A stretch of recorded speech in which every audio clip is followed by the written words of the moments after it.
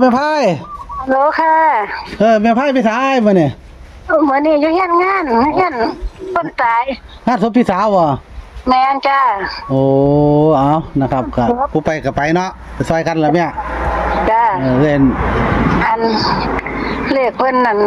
เลขพ่อใหญ่อ้วนให้นั่นคือ79เด้อมีอ้วนบ้านเด้หรือพ่อใหญ่อ้วนไม่อ้วนเฮานั่นล่ะไม่อ้วนเคยนั่นล่ะเพิ่นว่าให้79ตัวเดียวเลยบ่079โอ้079แม่นครับอัน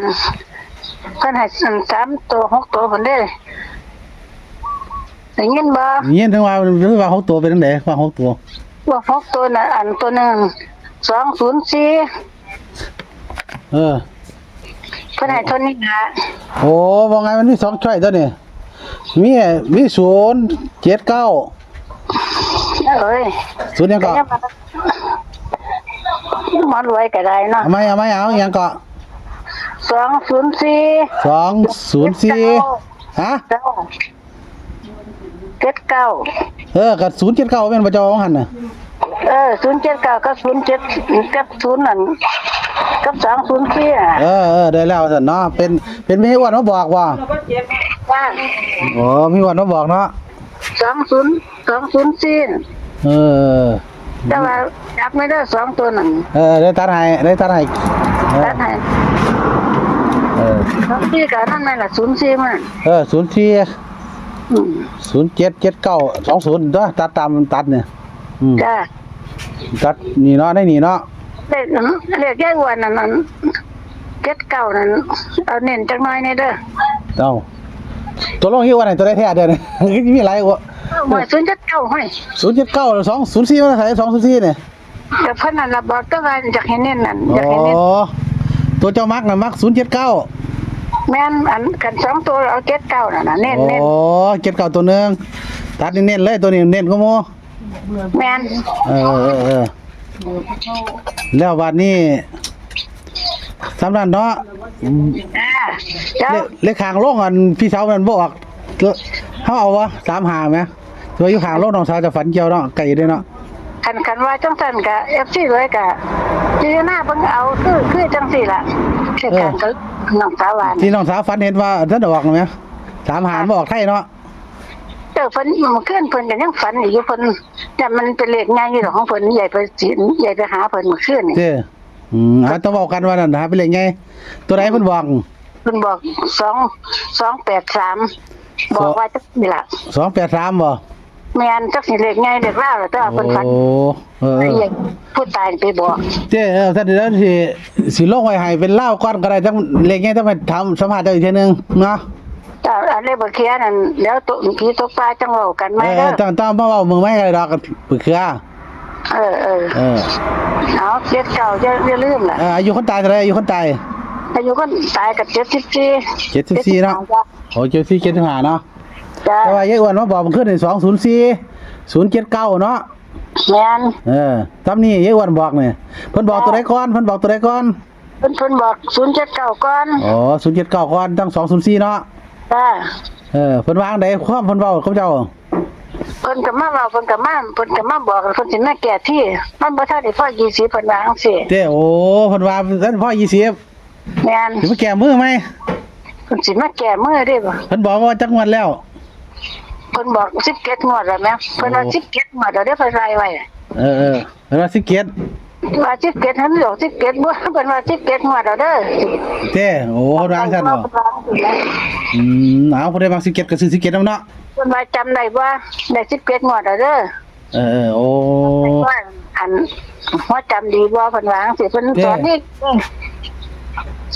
พิ่นสอนได้ไผดีๆได้มาเลยเพิ่นสอนว่าหยังล่ะเพิ่นสอนว่าจำได้บ่อีหยังเพิ่นว่า17งวดแล้วความหมายเพิ่นเพิ่นมาฮอดมันก็เลยว่าแก้มือใหม่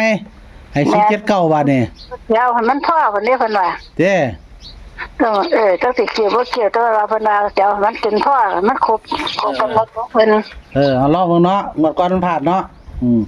เอาอย่าลืม79เด้อ79 079มีไผมักแฮงมัน79เว้าดุๆพี่น้องเอ้ยเนาะแม่นก็กับ204 204ก็เอา04 24ไปเด้อหมอนไว้ ได้ตัดให้ดอกตัดให้ได้นี่ล่ะมันเลขใกล้กันนี่ดอก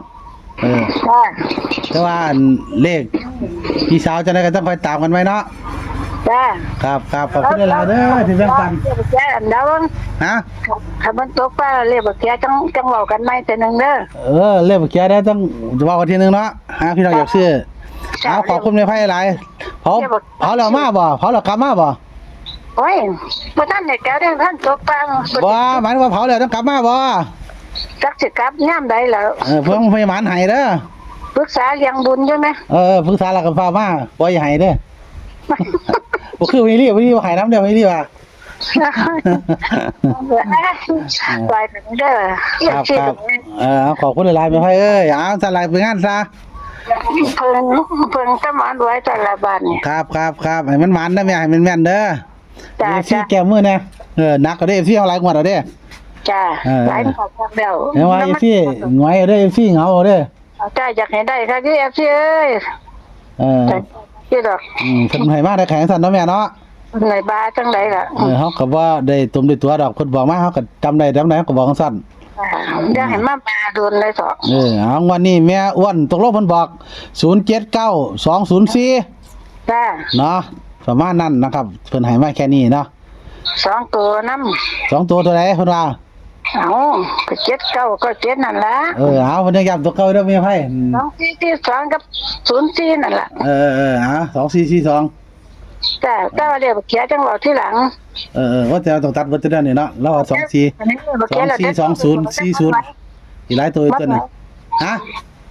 เดี๋ยวเห็นเรียกเขียแล้วจังสิโทรไปบอกเด้อ ซั่นล่ะขอให้ FC ชมมันนำแม่ไผเด้อวันนี้แก้มือให้ได้เด้อวันนี้จ้ามื้อนี้ล่ะเรียกเขียเด้เขียแม่นบ่ เรียกเขียมันแม่นเด้ ซั่นล่ะขอบคุณหลาย จ้ามันสิตกปลามื้อนี้นะ อย่าไปเมาเด้อล่ะ เฮ้ยบ่ เป็นการเป็นงานมันเซ่ขึ้น คนหลาย เด้อ คนหลายคือหยังนี่ล่ะนี่